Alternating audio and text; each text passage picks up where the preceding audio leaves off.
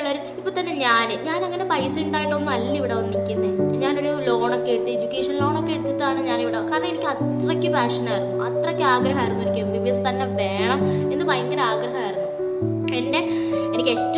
എൻ്റെ ലൈഫിൽ എനിക്ക് ഏറ്റവും ഗ്രേറ്റ്ഫുൾ ആയിട്ടുള്ള 2 പേരാണ്, ഒന്ന് എൻ്റെ ഉമ്മയും ഒന്ന് എൻ്റെ വാപ്പയും. കാരണം അവർ അത്രയ്ക്ക് ബുദ്ധിമുട്ടിയിട്ടാണ് എന്നെ പഠിപ്പിക്കുന്നത്. സോ അതിനൊക്കെ ഞാൻ ഭയങ്കര ഗ്രേറ്റ്ഫുൾ ആണ്. അങ്ങനത്തെ ഒരു പേരൻസിനൊക്കെ കിട്ടിയതിന് തന്നെ ഭയങ്കര ഗ്രേറ്റ്ഫുൾ ആണ്. ശരിക്കും ഞാൻ മിസ് ചെയ്യുന്നുണ്ട്.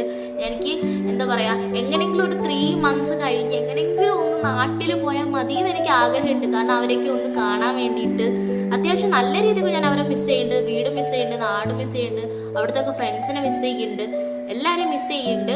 പക്ഷേ നമ്മുടെ സാഹചര്യമാണ് അല്ലേ, നമ്മളൊരു ഡ്രീമിന് വേണ്ടിയിട്ട് ഇറങ്ങുമ്പോൾ നമ്മൾ കുറേ സാക്രിഫൈസ് ചെയ്യേണ്ടി വരും.